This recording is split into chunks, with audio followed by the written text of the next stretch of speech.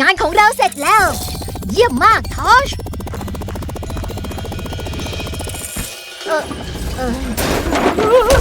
โอ๊ยว้าวฉันไม่เป็นไรเกือบไปแล้วสิ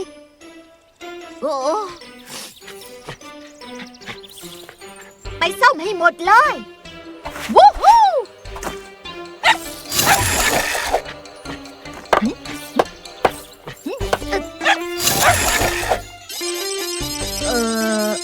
เร็วเข้าทอชเรามีงานต้องทำนะเร็วเข้าทอชเรามีงานต้องทำนะ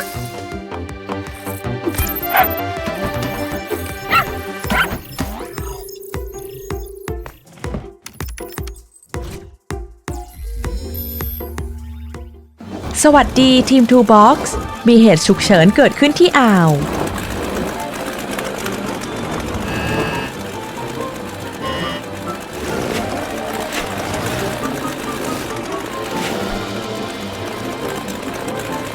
เขาอยากจะสร้างรังใหม่ของตัวเองแต่เด็กชายผู้ซุ่มซ่ามคนนี้พยายามจะคว้าไม้ท่อนใหญ่ในอากาศและเขาก็ไปเร็วเหลือเกิน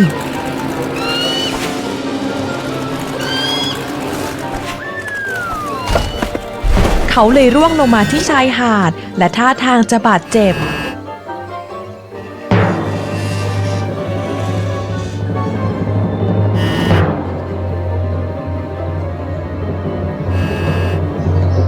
มีเกิลต้องการความช่วยเหลือจากเธอนะ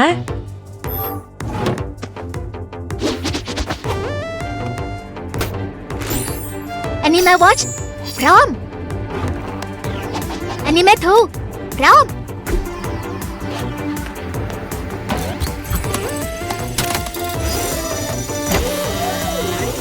พร้อมลุยแล้วหรือยังทอช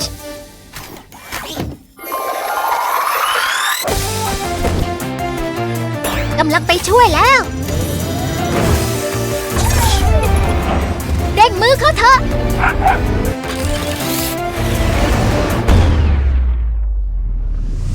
เย้ไปกันเลย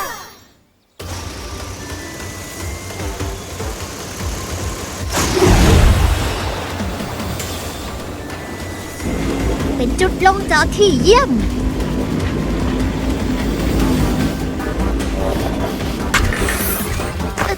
เร็วเข้าเถอะไม่ต้องห่วงเดี๋ยวจะดูแลเธอเองไปดูกันเถอะ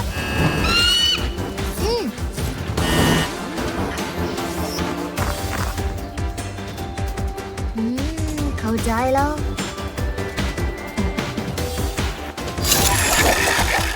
นี่น่าจะได้ผล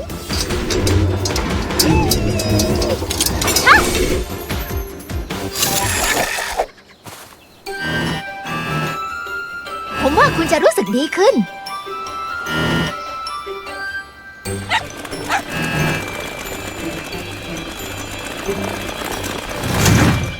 ว้าว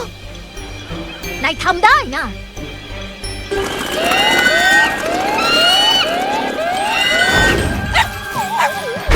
อ้อยอ้อยอ้อย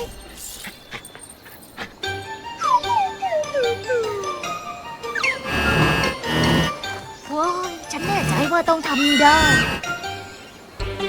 ทำไมมันไม่ทำงานน่ะเฮ้ยจับ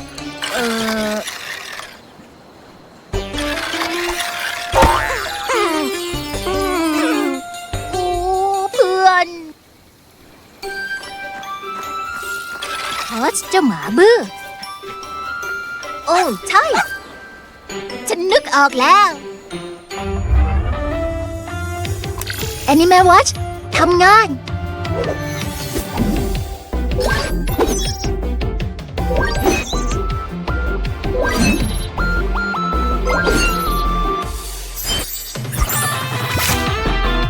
Animal Pop เริ่ม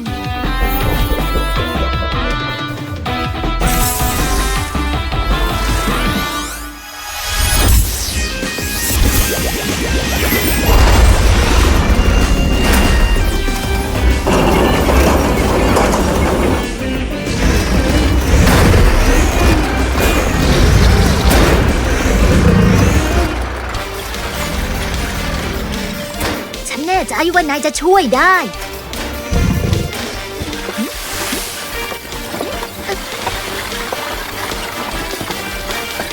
พร้อมไหมเพื่อนเฮ้ยอยู่นั่นไง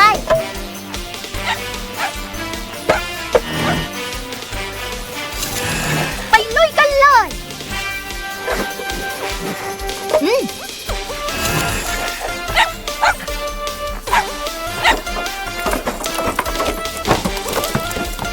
เดี๋ยว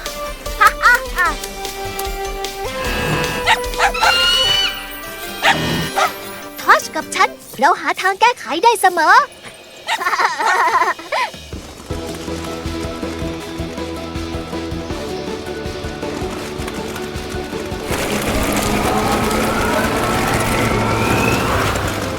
ไม่ต้องกลัว นั่นสุดยอดเลยไอ้เวอ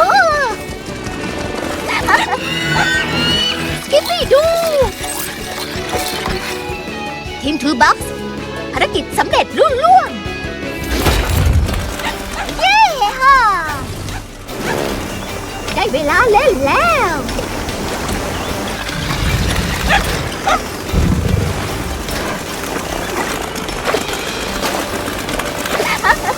เย้ฮ่าเรื่องเหรอเย้เย้การผจญภัยวันนี้สุดยอดไม่ว่าไหมทอชระวังด้วย แก้ไขร่วมกันเพื่อนกันตลอดไป เย้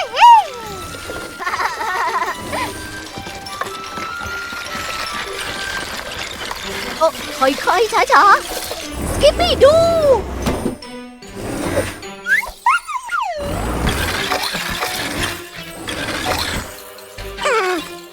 แหวะทอชเจ้าหมาบื้อว้าวอีว้า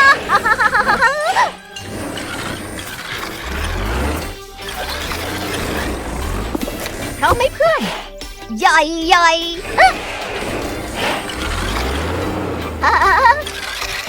ไปคาบมา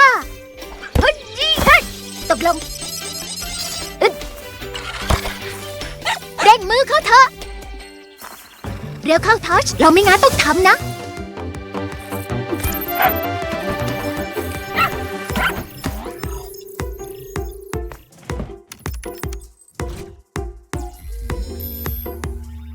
ไงทุกคนสุขสันต์วันขอบคุณพระเจ้าวีเลเฟนพยายามเลือกฟักทองที่สมบูรณ์แบบที่สุดสำหรับการทำพาย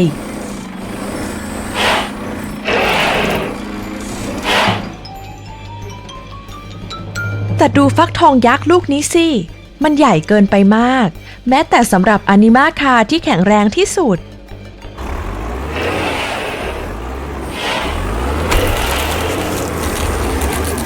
วิลเลแฟนผู้น่าสงสารทำพลั่วของตัวเองหักแต่ตอนนี้เขาก็ไม่ยอมกลับบ้านโดยที่ไม่มีฟักทองที่เธออยากได้ตอนนี้วิลเลแฟนต้องการความช่วยเหลือจากเธอต้องไปซ่อมพลั่วของเขาและหาทางนำฟักทองยักษ์นี้กลับบ้านให้ได้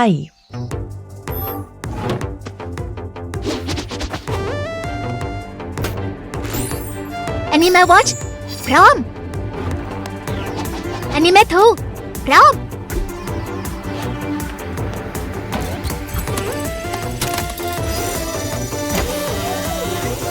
พร้อมลุยแล้วหรือยังทัช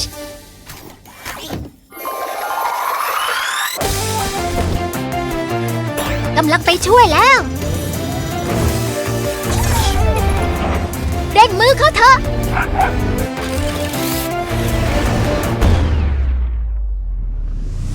เย้ไปกันเลย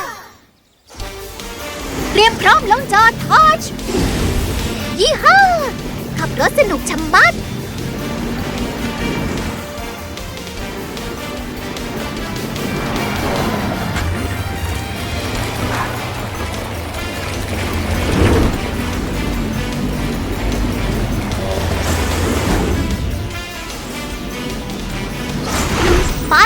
ฉันเกือบชนมันเข้าแล้ว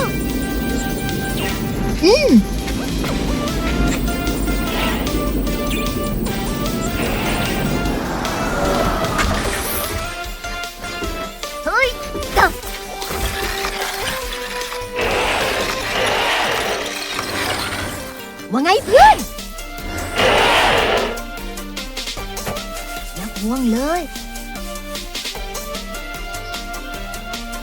อ่ะอึ๊ดฮะไม่เป็นไรนะเพื่อนเฟียผมว่าคุณจะรู้สึกดีขึ้น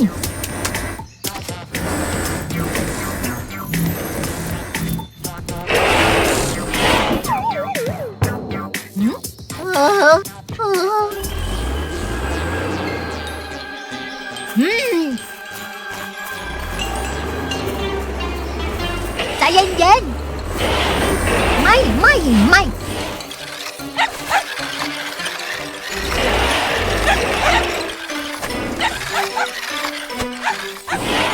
ว้า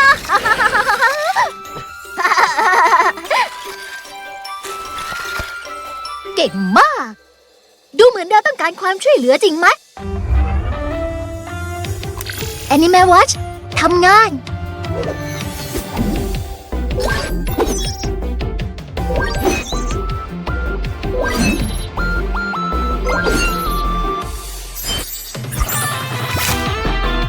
Anime Pop เริ่ม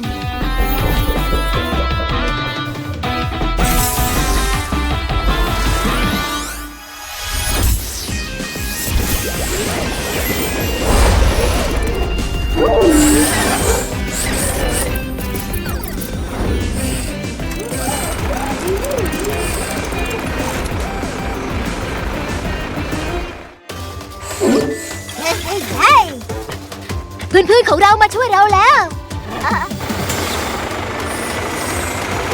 สุดยอดเร่งมือเขาเถอะนั่นอะไรทำให้เต็มที่เลยเพื่อน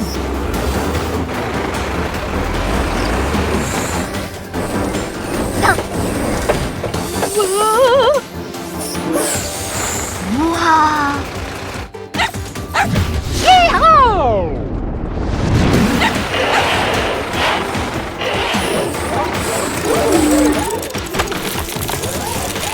ไม่เป็นไรนะว้าวปริศนานี่สุดยอดขอความช่วยเหลือเสมอเวลาที่คุณต้องการมาเถอะเราจะทำให้มันได้ผล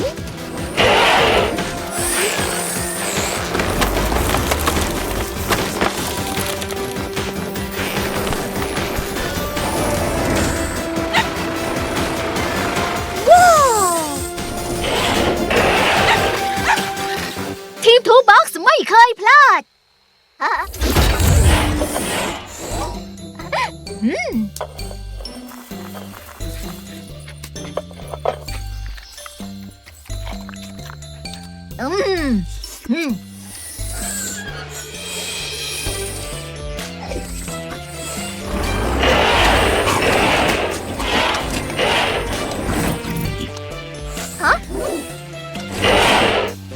ว้า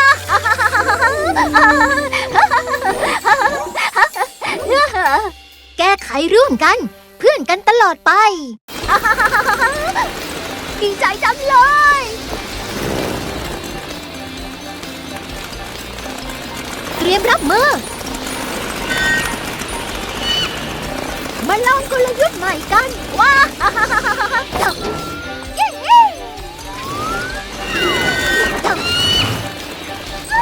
ว้าว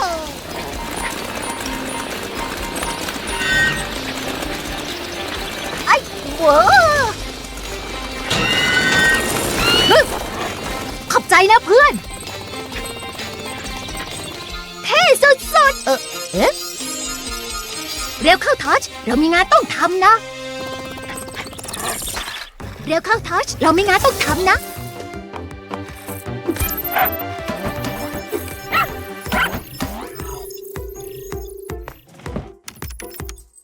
จอห์นนี่มีเหตุฉุกเฉินด่วน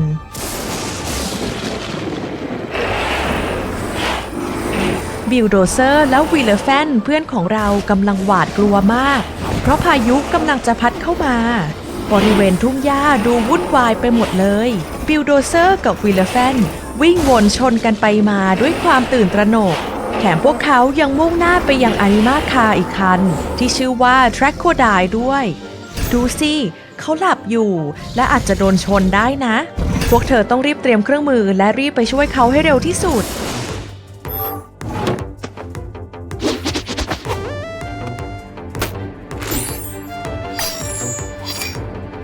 อันนี้แม่วอชพร้อม อันนี้แม่ทูพร้อม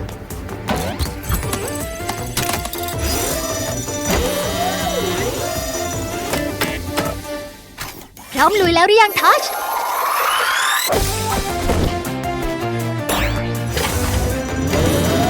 กำลังไปช่วยแล้วเร่งมือเขาเถอะ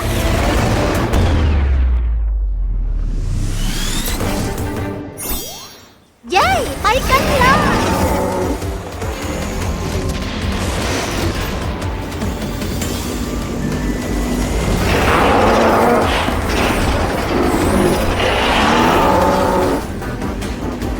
โอ้พายุทำให้ฉันเอาไม่อยู่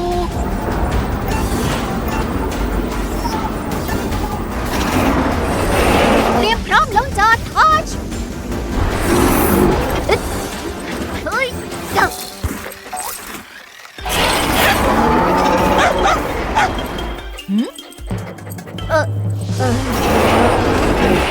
เร็วเข้าไปช่วยมันกันว้าวทัชช่วยด้วยอ้า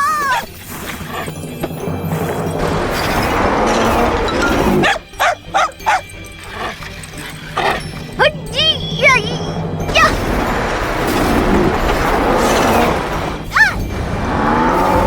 ยะแอนิเมททูเท่ากับซุปเปอร์ทูอ่ะอ่ะอ่ะ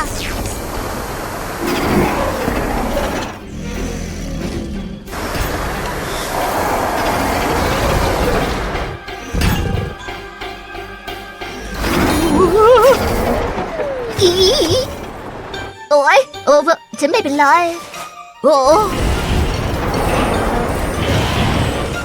เฮ้ยทัชอยู่ไหนอะทัช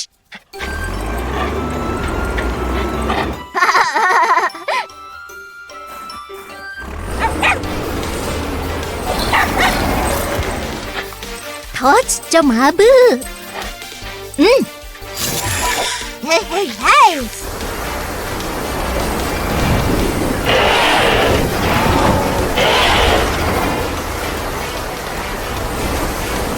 ทำไมมันไม่ทำงานล่ะ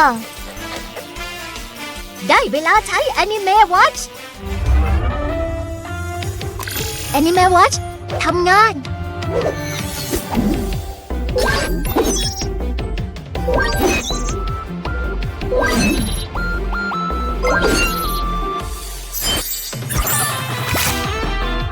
Anime Pop เริ่ม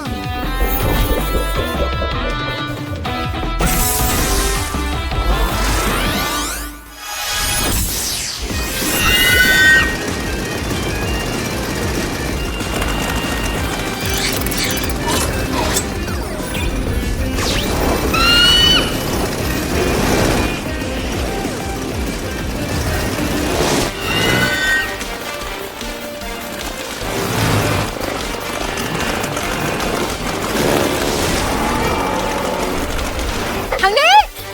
ว่าไงเพื่อน เราต้องการให้ช่วย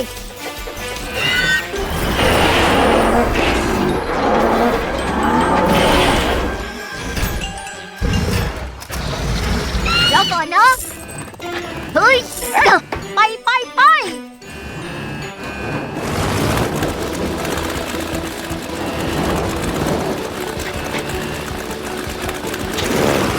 ยี่ห้า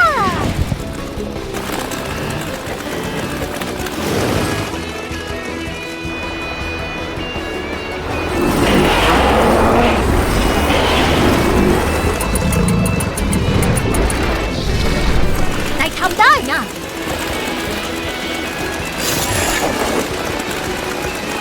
นั่นอะไรฮู้ฮู้เยี่ยม